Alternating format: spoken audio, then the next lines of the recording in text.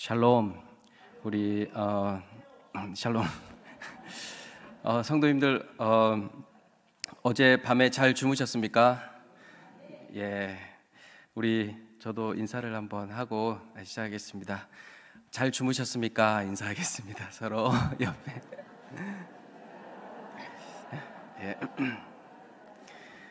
예. 우리 매일매일 자는 잠은 우리가 영원한 안식에 들어가는 연습이라고 합니다. 오늘 성경에는 영원한 안식에 들어간 한 사람과 그와 반대로 들어가지 못한 한 사람이 나옵니다. 지난번 에스더서에서는 불임절이 어떻게 시작되었는지, 또 유다 민족과 아말렉 전쟁 가운데 우리를 승리하게 하시며 영원한 승리로 이끌어 가시는 우리 주님에 대해서 함께 나눴습니다. 오늘은 그 일이 진행되는 과정에서 하나님의 일하심과 우리에게 주시고자 하는 진정한 안식에 대해 함께 은혜를 나누고자 합니다. 죄송합니다. 에스더 3장 6절에서 7절에서 하만은 자신에게 절하지 않는 모르드게와 유다 민족을 죽이기 위해 부르를 던집니다. 즉 제비뽑기를 합니다. 6절 7절 같이 읽어보겠습니다. 시작. 그들이 모르드게 민족을 하만에게 알림으로 하만이 모르드게만 죽이는 것이 부족하다고 생각하고 아수에로의 온 나라에 있는 유다인 곧 모르드게 민족을 다 멸하고자 하더라. 아수에로 왕 제12년 첫째 달 곧 니스아놀에 무리가 하만 앞에서 날과 달에 대하여 부르 곧 제비를 뽑아 12째 달 곧 아달월을 얻은지라. 하만이 정한 달은 아달월 13일입니다. 13일은 왕의 명령을 거역한 죄인들을 죽이는 날이 되었습니다. 즉 바사 제국 가운데 흩어져 살고 있는 한 백성이 왕의 법을 지키지 않고 있으므로 그들을 진멸하는 날입니다. 그러므로 하만은 그들을 전멸시켜 달라는 조서를 내려달라고 왕께 부탁하였습니다. 조서에는 왕의 인장 반지가 찍혔고 하만은 이제 모든 유다인을 죽일 날만을 기다리고 있습니다. 하만이 정한 13일에는 오직 전쟁과 죽음만이 있습니다. 죽이는 방법에 관하여는 그의 아내 세레스가 깊이 관여했습니다. 무려 23m 높이의 거대한 장대를 세워 모르드게를 매달라고 요청했습니다. 에스더 5장 14절을 새 번역으로 제가 읽어보겠습니다. 그의 아내 세레스와 친구들이 하나같이 하만에게 말하였다. 높이 50자짜리 장태를 세우고 내일 아침에 그 자를 거기에 달도록 임금님께 말씀을 드리십시오. 그런 다음에 임금님을 모시고 잔치에 가서 즐기십시오. 하만은 그것이 참 좋은 생각이라고 여기고 곧 장대를 세우도록 하였다. 아멘. 아내의 말대로 하만은 장대를 높이 세웠습니다. 자신에게 무릎을 꿇지도 않고 절하지도 않는 모르드게를 그 장대에 매달 생각입니다. 어떤 성경은 나무를 세우니라 라고 번역했고 또 어떤 성경은 장대를 세우니라 라고 번역했습니다. 또 어떤 학자는 교수대를 세우니라 라고 번역하기도 합니다. 하지만 이 셋 중 어떤 것을 취하더라도 그것이 하만의 계획 속에 있다면 이 나무가 어떻게 쓰일지 우리는 짐작해 볼 수 있습니다. 하만은 이 나무를 거대한 장대로 세웠고 자신이 세운 이 장대를 교수대로 사용할 계획입니다. 에스더는 총 10장으로 구성되어 있습니다. 정확히 그 절반, 5장의 마지막 절은 즐거운 하만의 계획으로 끝납니다. 이때까지만 해도 하만은 자신이 승리할 것이라 자신만만했습니다. 하지만 하만의 계획과는 다르게 상황이 급격하게 역전되기 시작합니다.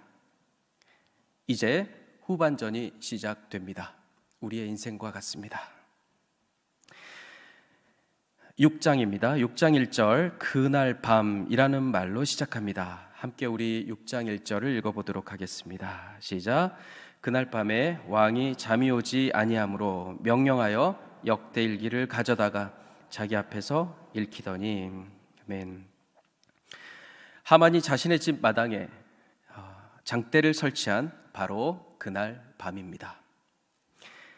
하나님은 우리가 끝났다고 생각하는 바로 그때, 우리의 계획이 무너지고 더 이상 방법이 없다고 생각하는 그때 우리를 도와주시고 일하십니다. 사실 하나님은 계속해서 우리와 함께 하셨고 계속 일하고 계시는데 우리가 느끼지 못할 때가 많을 뿐입니다. 이제 그날 밤이 되었고 그것은 하나님의 정하신 때입니다. 우연처럼 보이지만 결코 우연이 아닌 우리의 삶의 한 가운데서 일어나는 하나님의 놀라운 섭리임을 알 수 있습니다. 우리의 인생 또한 모든 것이 하나님의 섭리입니다. 그날 밤 하나님은 아수에로 왕이 잠이 오지 않게 하셨습니다. 그리고 역대 일기를 읽을 마음을 주셨습니다. 역대 일기에는 모르드게가 왕의 생명을 구한 일이 기록되어 있습니다. 에스더 6장 2절 3절을 제가 읽어보겠습니다. 그 속에 기록하기를 문을 지키던 왕의 두 내시 빅다나와 데레스가 아수에로 왕을 암살하려는 음모를 모르드게가 고발하였다 하였는지라. 왕이 이르되 이 일에 대하여 무슨 존귀와 관직을 모르드게에게 베풀었느냐 하니 측근 신하들이 대답하되 아무것도 베풀지 아니하였나이다 하니라. 아멘. 그때 마침 이제 막 모르드게를 매달 장대를 세우고 기세 등등하게 들어오는 하만에게 왕이 묻습니다. 왕이 존귀하게 하기를 원하는 사람에게는 어떻게 해야 하느냐? 하만은 그 사람이 자기 자신밖에 없다고 생각합니다. 그래서 이렇게 말합니다. 왕복과 왕관을 가져다가 그에게 입히고 왕의 말에 그를 태워 성읍 광장에 다니게 하면서 왕이 존귀하게 하기를 원하시는 사람에게는 이같이 할 것이다 라고 외치게 할 것을 조언했습니다. 하지만 왕이 존귀하게 대하길 원하는 사람은 모르드게였습니다. 왕은 하만에게 명령합니다.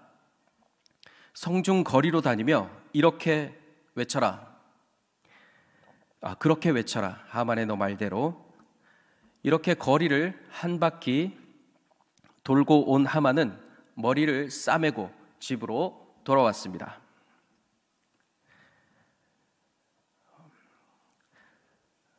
장대를 세울 때 조언을 했던 그의 아내 세레스가 또 한마디 합니다. 에스더 6장 13절을 함께 읽어보겠습니다. 6장 13절 시작.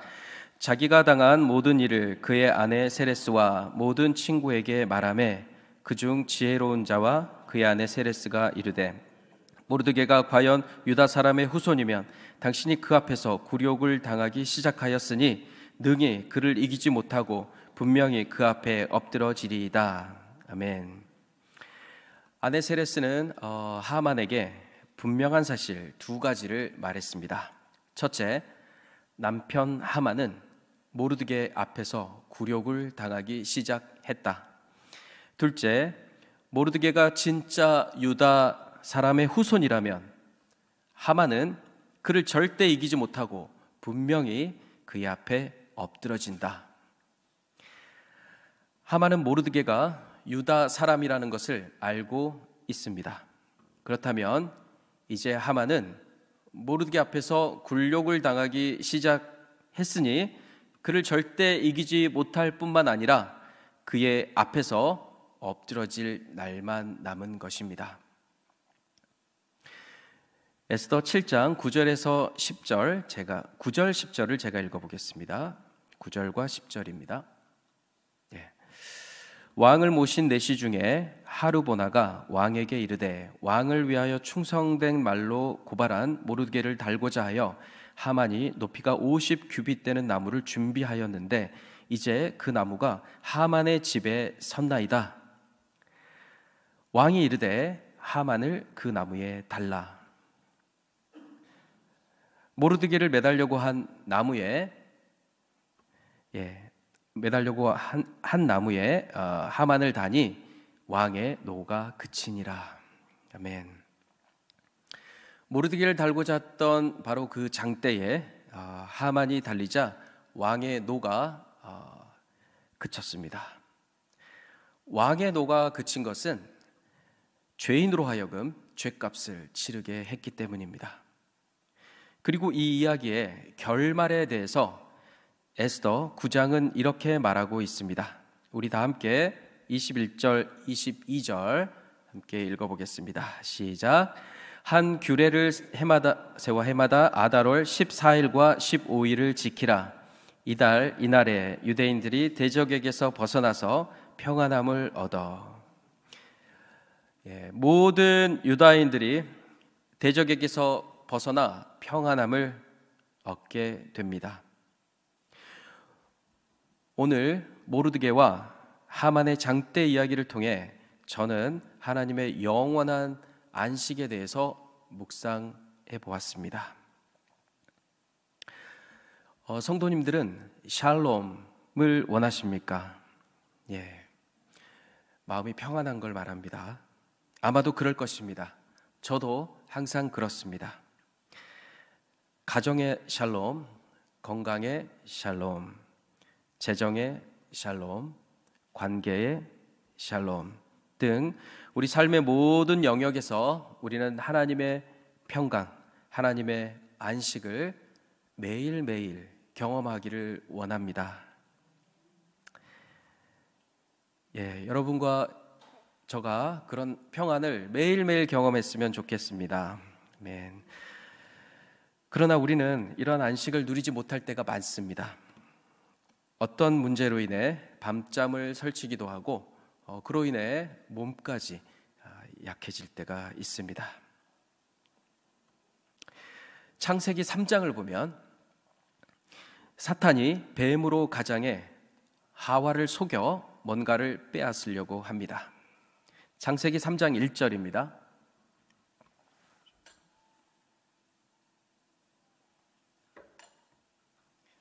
제가 읽겠습니다. 그런데 뱀은 여호와 하나님이 지으신 들짐승 중에 가장 간교하니라. 뱀이 여자에게 물어 이르되 하나님이 참으로 너희에게 동산 모든 나무의 열매를 먹지 말라 하시더냐. 아멘. 사탄이 하와에게 다가온 것은 창세기 2장에서 하나님이 주셨던 안식을 빼앗기 위해서입니다. 에스더 9장 22절에 이렇게 말하고 있습니다. 이날에 유다인들이 대적에게서 벗어나서 평안함을 얻어. 여기서 평안함은 히브리어로 누아흐라는 단어인데요, 안식하다라는 단어입니다. 이 단어는 창세기 2장 15절에 처음 등장합니다. 창세기 2장 15절을 우리 다 함께 읽어보겠습니다. 시작. 여호와 하나님이 그 사람을 이끌어 에덴 동산에 두어 그것을 경작하며 지키게 하시고, 여기에서 두다가 바로 히브리어로 누아흐입니다. 다시 말해 하나님께서 그 사람을 이끌어 에덴 동산에 안식하게 하셨다라는 뜻입니다. 하나님이 사람을 에덴 동산으로 이끄신 이유는 안식을 주기 위해서입니다. 하지만 사탄은 하와를 속이는데 성공했고 우리는 이제 죄와 한 몸이 되었습니다. 아담과 하와는 에덴 동산에서 쫓겨났고 아담의 후손인 우리는 이제 안식에서 멀어졌습니다. 그리고 날마다 죄를 짓습니다.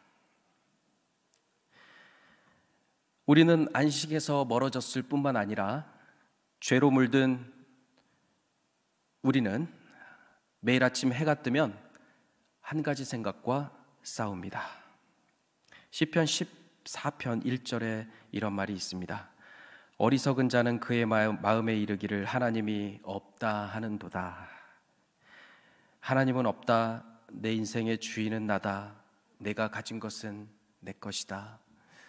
이런 생각이 우리가 말로 표현하진 않지만 우리의 삶으로 매일매일 증명되고 있습니다. 사탄은 우리에게서 안식을 빼앗아가고 우리를 죽이고 멸망시키려고 합니다. 도둑이 오는 것은 도적질하고 죽이고 멸망시키려는 것뿐이요 내가 온 것은 양으로 생명을 얻게 하고 더 풍성히 얻게 하려는 것이라. 아멘. 사탄은 우리를 속여 에덴에서 세상으로 쫓겨나게 했습니다.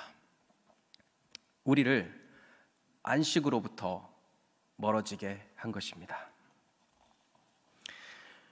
우리는 사탄의 계획대로 장대에 매달릴 수밖에 없는 운명이 되었습니다. 하나님은 공의로우셔서 죄인으로 죄값을 치르게 하심으로 그분의 공의를 세우십니다. 우리 목사님, 담임 목사님께서 제스처를 좀 하라는 조언을 주셔서 제가 제스처를 좀 많이 하고 좋은 평가가 있기를 기대합니다.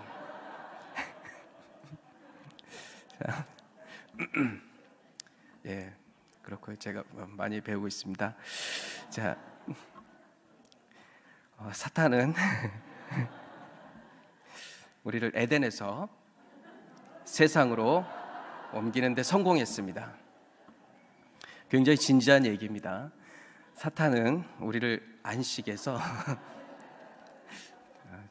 제가 적절한 타이밍에 말을 못해서 좀 그렇긴 한데 아무튼 장대로 옮기는데 사탄이 성공했어요. 성공했고요. 제가 물 한 잔 먹고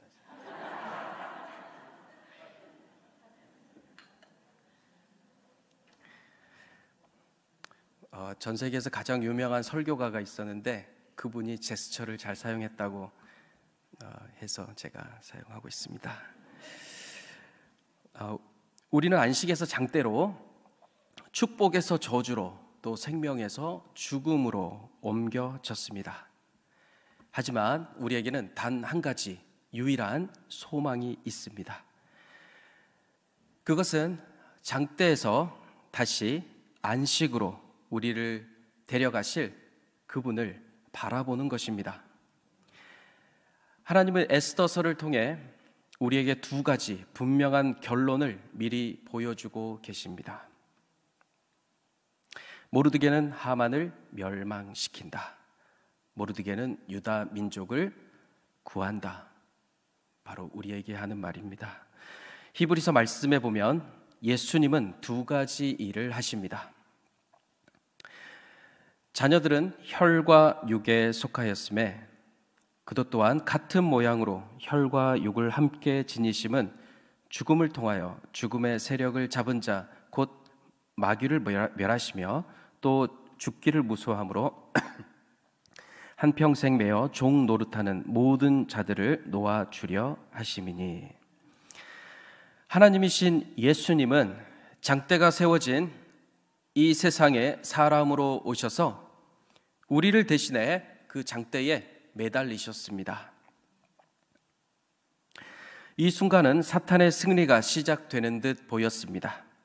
그러나 예수님은 십자가에 죽으시고 사흘 만에 부활하셨고 사탄은 굴욕을 당하기 시작했습니다. 이제 사탄은 절대 유다 민족의 후손 예수님을 이기지 못하고 그날 그때가 되면 그의 앞에서 엎드러질 것입니다.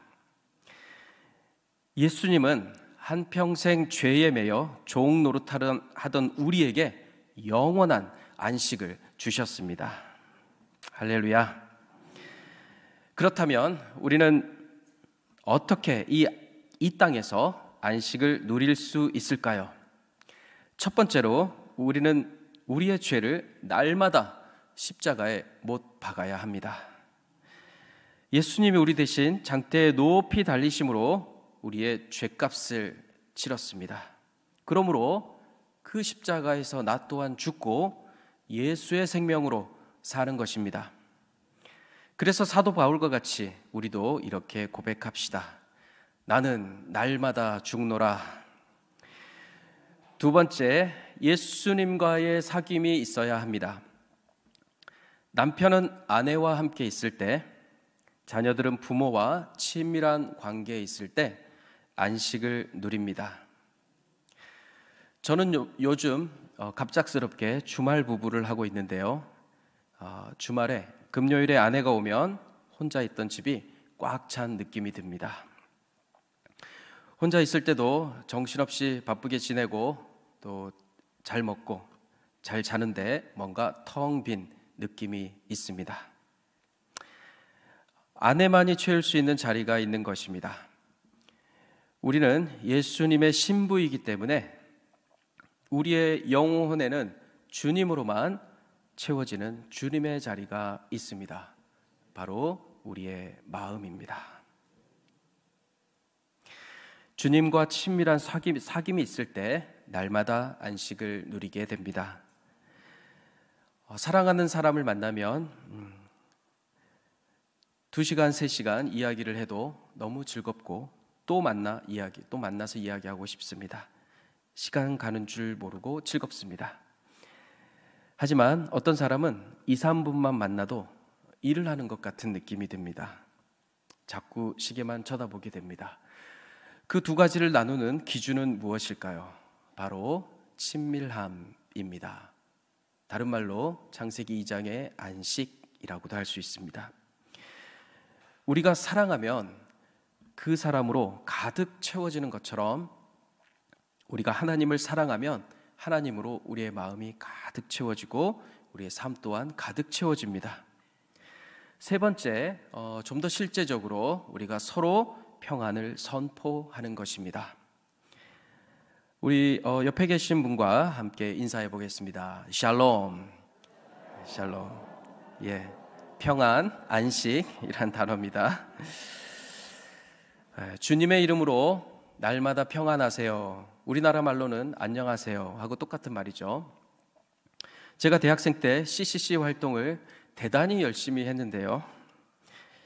캠퍼스에서든 길거리에서든 강의실에서든 언제든지 형제 자매들을 만나면 샬롬이라고 인사했습니다. 평안에 매는 줄로 성령이 하나 되게 하신 것을 힘써 지킵시다. 믿음의 형제 자매들, 믿음 안에서 무난하며 서로에게 평안을 전해주는 것이 바로 샬롬이라고 말해주는 것입니다. 예, 안녕하세요 이렇게 인사하는 것도 똑같습니다. 그런 인사를 서로 잘하면 되겠습니다. 그럴 때 우리는 평안에 매는 줄로 서로를 믿음 안에서 지켜줄 수 있습니다. 믿음이 연약한 지체들이 우리 주위에 있습니까? 안식에서 멀어져 보이는 우리 형제, 자매들이 있습니까? 예수님의 평안으로 찾아가셔서 샬롬이라고 말해 주십시오. 말씀을 정리하겠습니다. 이 세상에 세워진 장대에 우리를 대신해 죽으시고 부활하신 우리 주님이 우리가 빼앗겼던 그 안식을 다시 찾아주셨습니다. 사랑이 많으신 하나님은 우리가 영원한 안식을 누리기를 또한 원하십니다. 우리의 왕이신 오직 예수로 살아가시길 주님의 이름으로 축복합니다. 예수님과의 친밀한 사귐이 성도님들의 삶을 풍성하게 채워줄 것입니다. 한 주간도 주님의 이름으로 평안하십시오. 성지순례팀 가운데도 샬롬, 거기 가면 실제로 샬롬 인사하겠죠, 목사님? 샬롬 하시길 바랍니다. 날마다 샬롬으로 서로를 격려하며 안식 가운데 거하시고 주님 다시 오실 때 함께 영원한 안식으로 우리 성동교회 공동체가 함께 들어가길 주님의 이름으로 축복합니다.